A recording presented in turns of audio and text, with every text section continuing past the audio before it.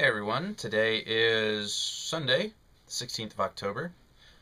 Last night I gave City of Heroes a spin.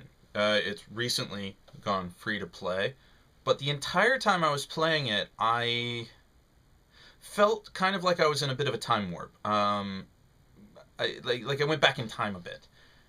The game is about 7 years old, give or take. Um, Galaxies is 8, and they are both. I'm going to be comparing the two of them quite a bit because they're both from the same era of MMOs. Trying something new, being something completely different. Uh, the Galaxies did so much for MMOs. Likewise for City Heroes, it was, I believe, the first superhero-themed online game or MMO. It's definitely one of the longer-running ones. Now we have City of Heroes started its own little franchise thing. They've got City of Villains and City of Rogues coming out, or Going Rogue, whatever. And then you have Champions Online. There's DC Universe Online, which is going free to play sometime soon. Right now, that's all I can think of. But it's started something. However, the thing that made me feel like I was in a time warp is that the control scheme is nothing like current MMOs. I can go from Lord of the Rings Online to Star Trek Online like that.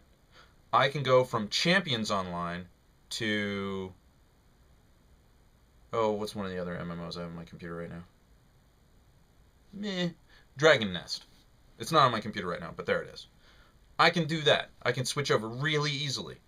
Because a lot of MMOs have very similar interfaces. Now, it's true, City of Heroes does have the standard first-person shooter walking around interface with WASD, QE, and all that stuff. The issue is that it doesn't have a conventional inventory system. It doesn't have a conventional character development system. In similar respects, neither does Champions, but when Champions went free to play, it did. It now has a conventional leveling system for the free to play archetype thing. Basically, it's like, most MMOs today, you pick your class and you're stuck with whatever abilities you get. And with respects to City Heroes, it's very similar. You make your hero and you pick 2 trees that you're going to get skills out of. And you're kind of stuck with what you got. Or at least initially. And so you pick your primary power set and you get, what is it? You get, excuse me. You get a power out of that, then you pick your secondary and you get a power out of that. And then as you level, you get access to more and more of these abilities. Or a separate pool for other stuff. And it's very free-flowing. It gives you the illusion that you have a ton of choices ahead of you. And you do. You do have a lot of choices, but not nearly as many as you feel like you do. You get what I mean? If you want to completely bork over your character, it's easier to do than in some MMOs. Now, it's very similar in regards, I guess you could say, to Star Trek Online, where it has a very free-form skill system for your character, and you can change out your bridge officer's skill powers on a whim. There is that. And Star Trek is working, I do believe they're working on streamlining the skill system, so you don't have all these individual energy type skills that you focus in. They're just going to make it an umbrella, I do believe. Not entirely sure how that's going to work, and it has not hit Tribble yet, so. But with Star Wars Galaxies, very early days of Star Wars Galaxies, you had this free-form skill point thing. You could spend 255 skill points on your skills.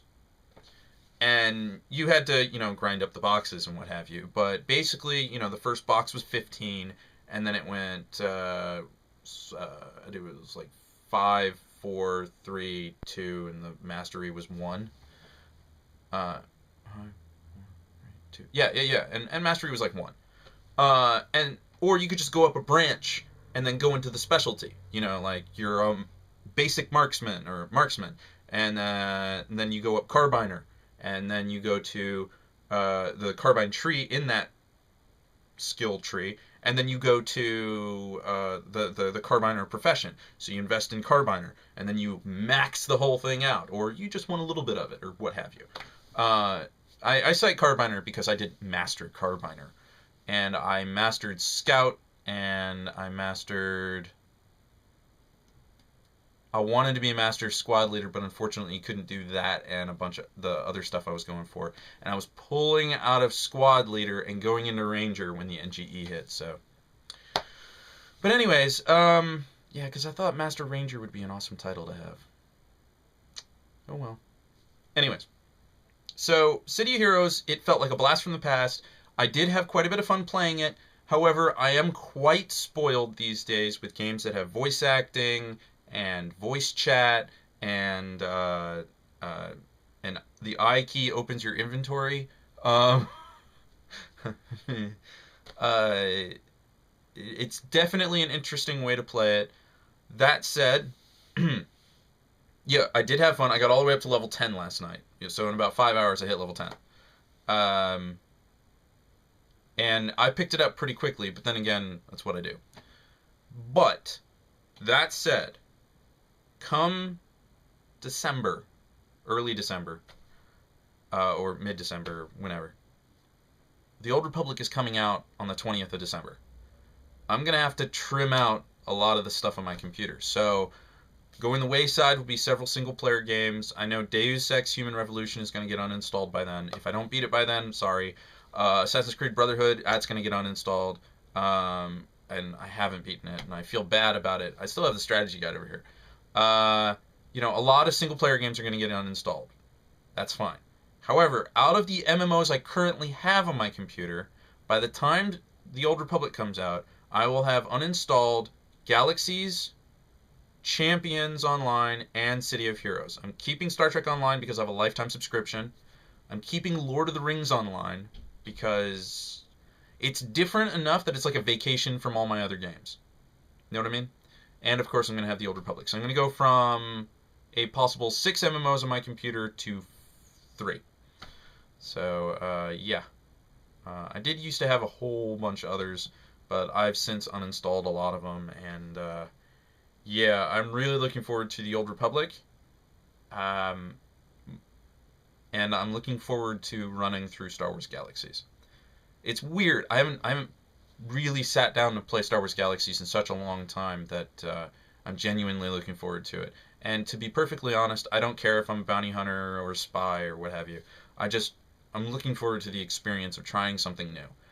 And I know what you guys are doing out there with the entertainer thing. It's not going to work. I have faith in the people who are voting bounty hunter and spy.